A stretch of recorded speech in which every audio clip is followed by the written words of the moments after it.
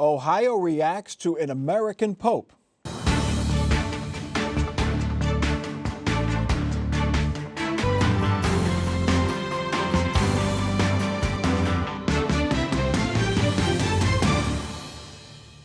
Welcome to Columbus on the Record. I'm Mike Thompson. Once again, all the pre-conclave speculation on the identity of the next pope was wrong.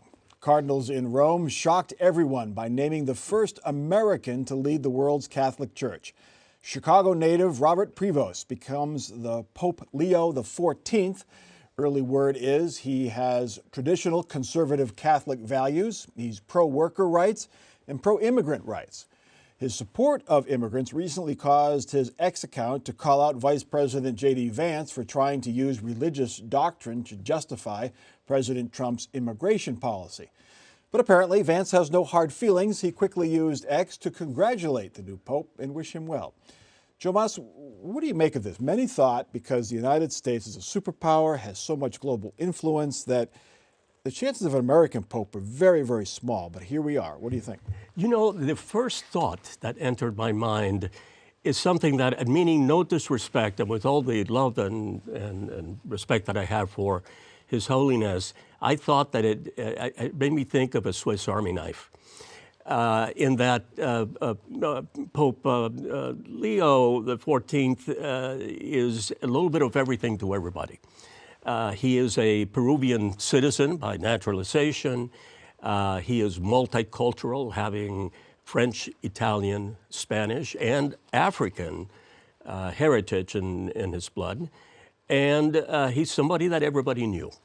So it made it, I think, an easier choice for an American priest and cardinal to be selected in this go-around. So he's a global figure, Terry.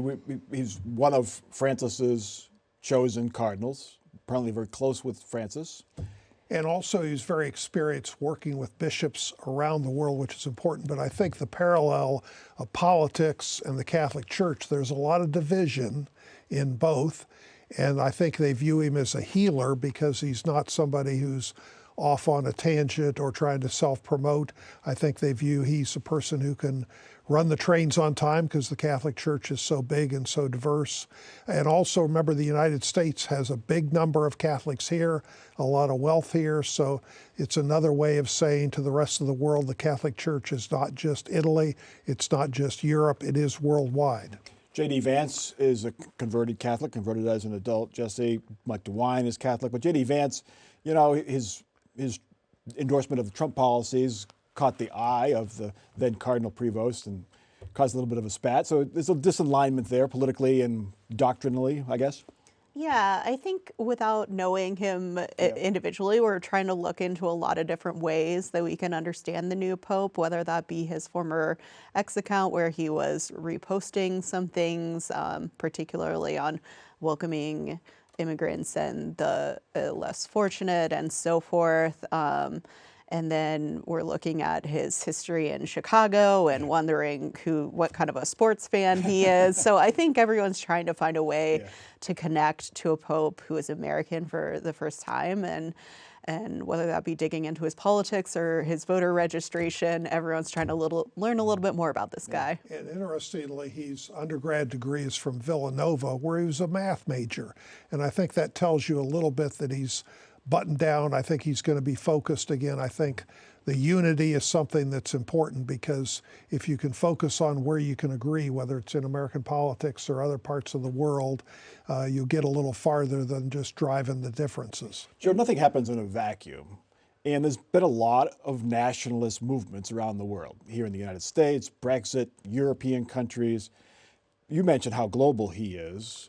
He seems to have a worldview, not necessarily a nationalist view. Do you think that had a role here? Well, you know, I think that what we're trying to define here is something that the Catholic Church has always been comfortable with, and only now, within the context of these nationalist movements and America First or England First or whatever it might happen to be, do we see it as political. As far back as Pius XII, who was the Pope at the time of World War II, to now, every single pope has had two major concerns, and one of them has been income inequality, or dog-eat-dog capitalism, as John Paul II called it, and the other one was migration and immigration.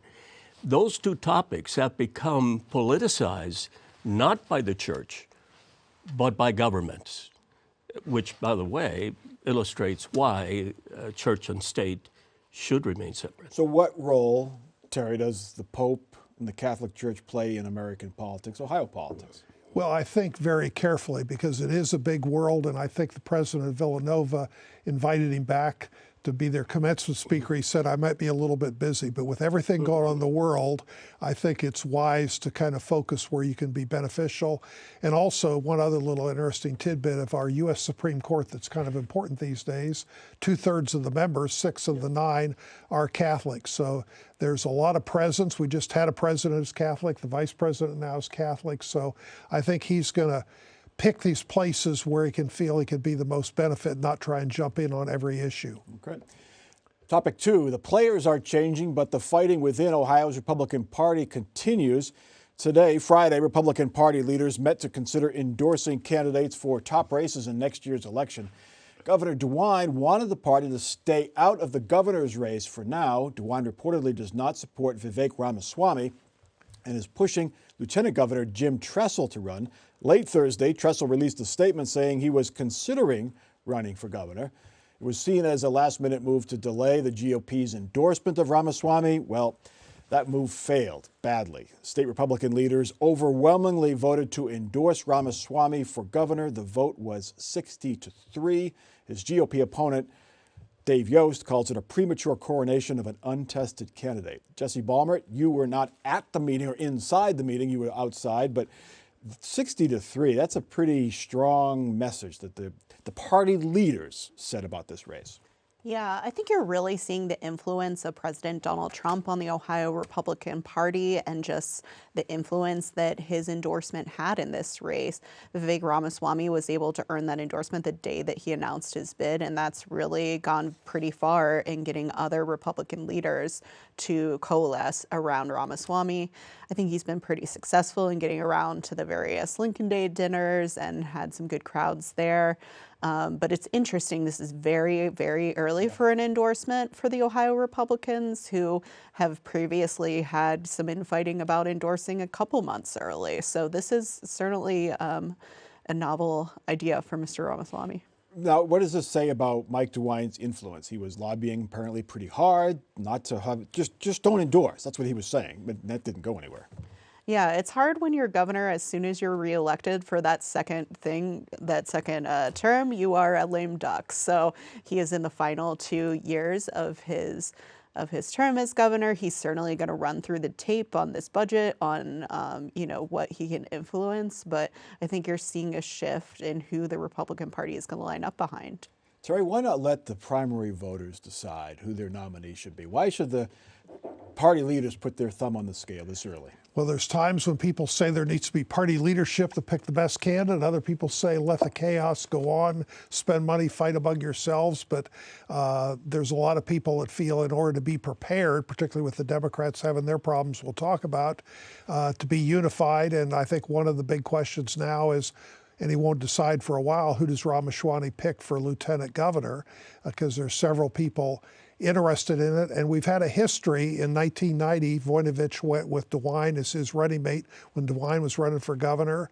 Obviously, DeWine got Houston to run with him. So the pick and how you put together the party, and a lot of people feel the sooner you can get your act together, the less time you spend cutting each other up, spending money, the better off you are to win in the fall. Dave Yost calls Ramaswamy untested. That's right. Is that good news for Republicans? I mean, for Democrats, rather? You know, I'm glad you asked it that way. I have to bend over backwards in order to come up with a silver lining to this particular bit of news. And I don't like Ramaswamy. I think it would be a disaster for the state. I don't think that the MAGA movement is, in fact, something that we ought to see continue in the state of Ohio. But looking again for that silver lining, then wherever Trump goes, and if Trump happens to be a dismal failure as a consequence of things that are too numerous for me to mention here, then Ramaswamy may, in fact, go down, and it would be, in fact, easier for the Democrats. Is this not just a MAGA thing, Jesse? Is a generational thing? I mean, J.D. Vance is a new generation. Ramaswamy is a new generation, even younger than John Husted, certainly younger than Mike DeWine and older Republicans. Yeah, I mean, previously you've seen people who were elected congressmen, former attorney generals running for Ohio governor. And you look at the last few really key races in Ohio, you have J.D. Vance, who had no political experience, who won the Senate race. You had Bernie Moreno, who had never been elected to anything prior to that, who also won a U.S. Senate seat. And so Vivek Ramaswamy, his political experience is running for president and dropping out after the Iowa caucus. But I think you're almost seeing a rejection of the established, experienced politicians across the nation, but in Ohio as well. And I think Jesse's on to something, that generational difference, because I've heard from a lot of Republicans, they want something fresh and new, something a little different, because Ohio's doing well in some parts of Ohio, like Central Ohio, but there's other parts that need some more and need some maybe fresh ideas. So, Jim Tressel would be new. well, is he new, or he's I mean, new politician. Well, he's new as a politician, but he's age 72, and you know, there's something about somebody 39 with a lot of new and different ideas. And again, part of the test that he's gone through, as Jesse has mentioned, is going around to the different Lincoln dinners, meeting, talking with people, gives them a chance to see, do they like him or do they not like him? So, Jesse, is Jim Tressel, he said, well, I'm considering it, and then the next morning he even walked that back a little bit by saying, I haven't ruled it out. It's not exactly a, you know, I'm raring to go to run for governor here. Yeah, I think it was viewed as kind of a last-ditch effort to delay this endorsement meeting, which was ultimately unsuccessful. So if Republicans were concerned about the state of the race or thought someone else should get in, not enough of them voiced that on the Friday meeting. Dave Yost, Joe, what do you think Dave Yost does now? He's in his statement, he also said he's going to talk to his family and supporters about what his next steps are, and that's usually a sign that, you know, he's going to do the same thing that you and I would do under the circumstances. Yes, he's going to hang in there for a while. He's going to see what the polling looks like, and more importantly, and I see Terry here looking at me side-eyed, and that is he's going to find out whether there's money to be raised. And that will in effect call the shots. And it's kind of too bad, because I think it is a good thing when you have energetic candidates, which I think he is one, and somebody with a view to the future. I don't agree with everything he says or done, but I do know him. He's got the resume.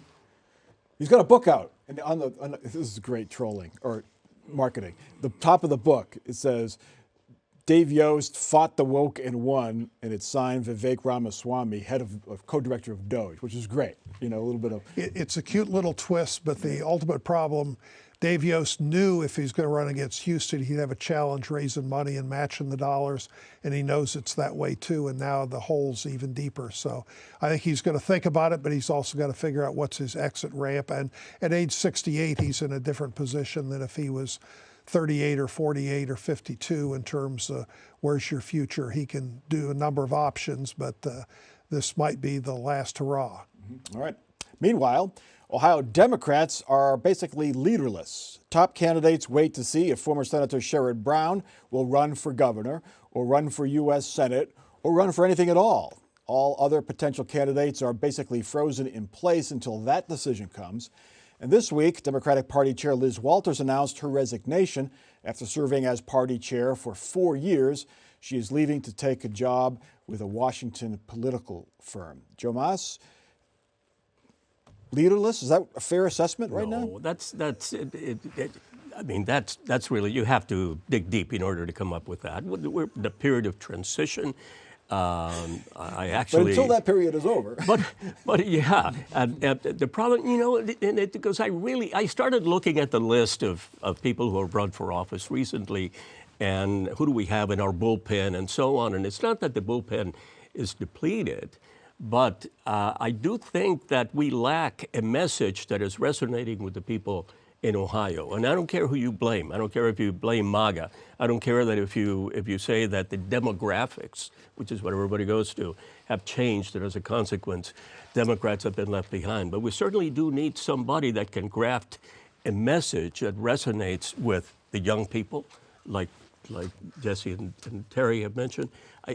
I think it's critical at this point. Jesse, Liz Walters, she was on the job for 4 years, had some success, you could say, because Democrats in the progressive side were very successful in both stopping a change to the Constitution that would have made it harder to change the Constitution, and then the Reproductive Rights Amendment passed fairly easily. Marijuana passed fairly easily, but candidates didn't do well during her time as chair.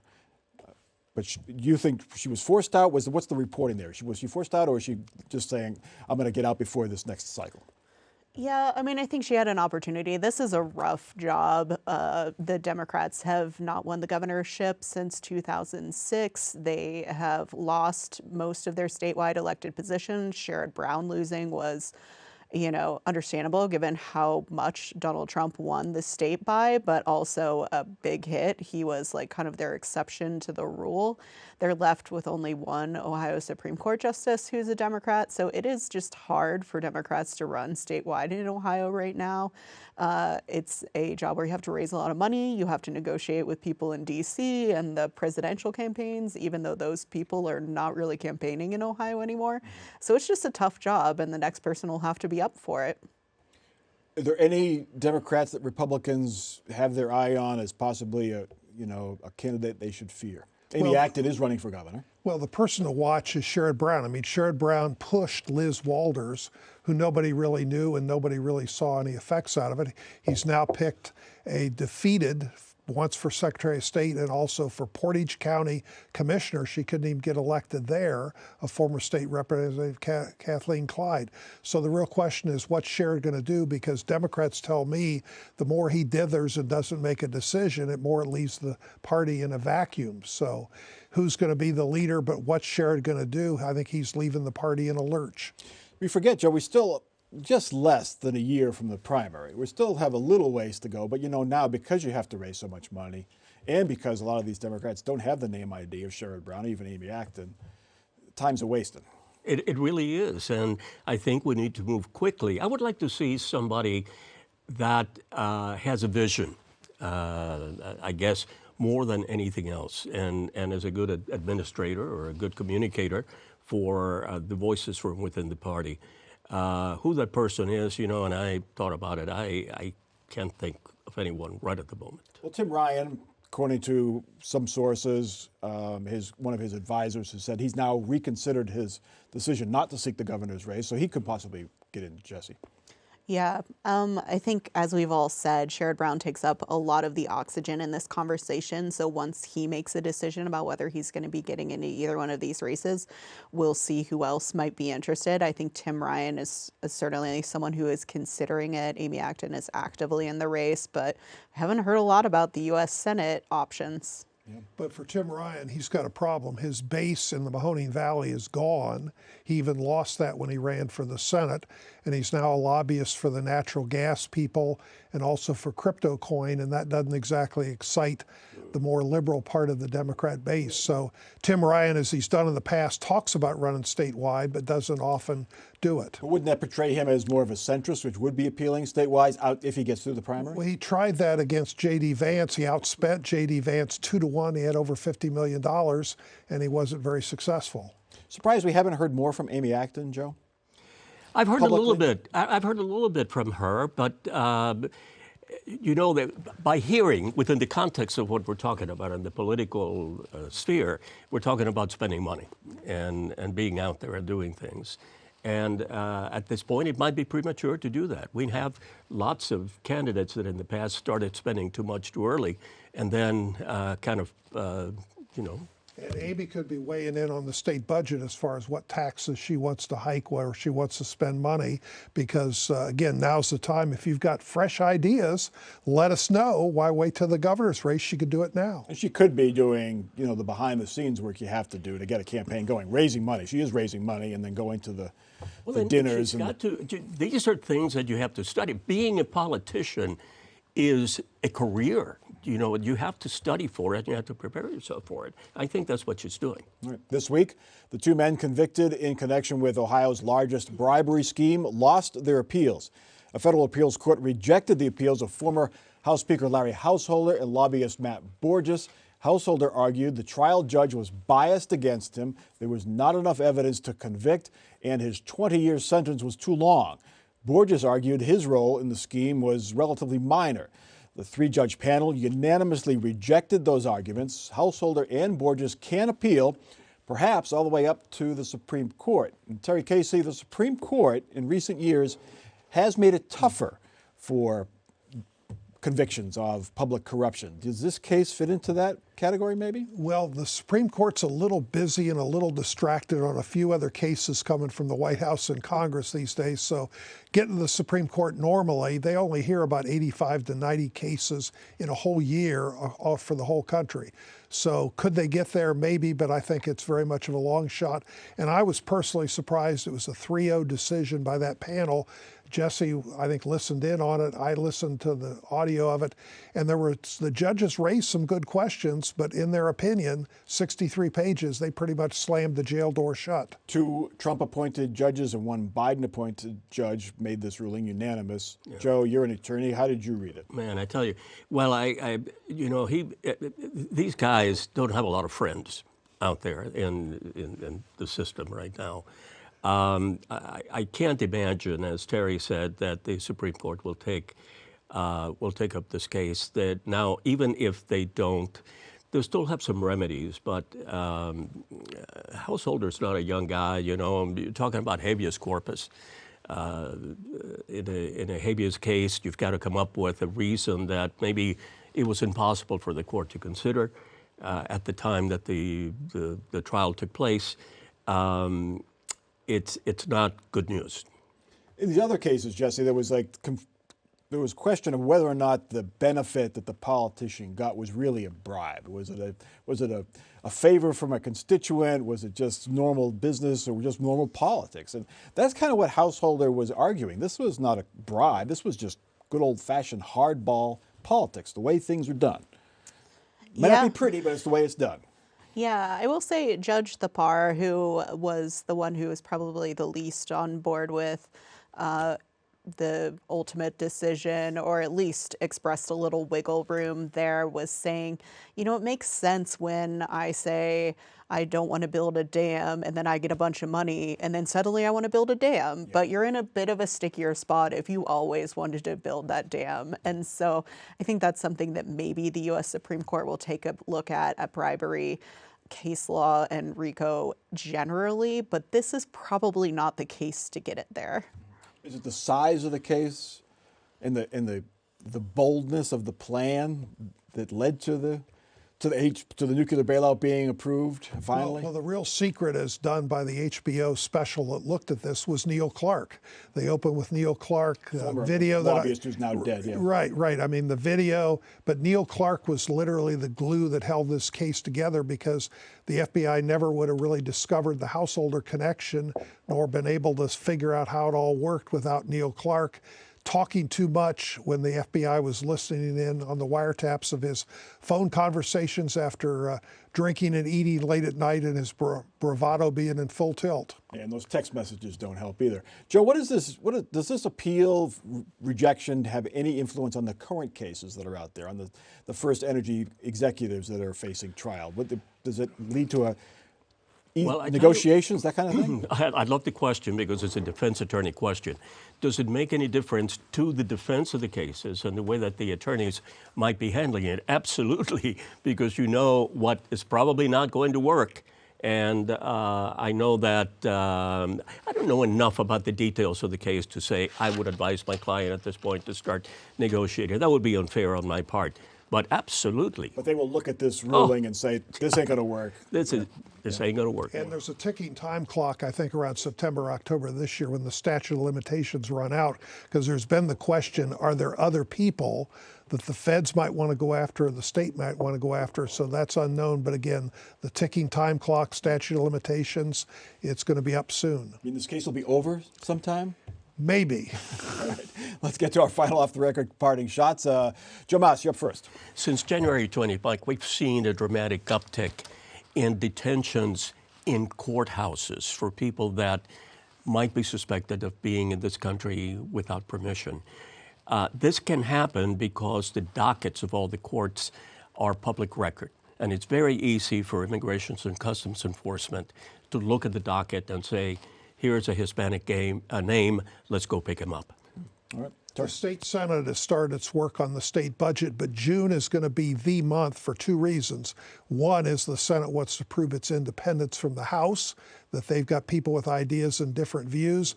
And number two, maybe by June we'll know what the feds are going to do or not do on Medicaid, because there's a lot of serious issues there. So watch for June. We'll have a lot to talk about on this show. And Jesse. Wanted to congratulate regular panelist Julie Carr-Smythe, who was a finalist for the Pulitzer Prize for her work covering the shooting of President Donald Trump at the Pennsylvania rally.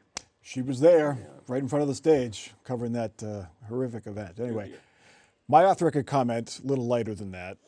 Congratulations to Julie. But my off-the-record comment now that President Trump has proposed Alcatraz be restored as a maximum security prison. I think Governor DeWine should follow his lead, and he should restore the Ohio Reformatory in Mansfield and make it a prison again.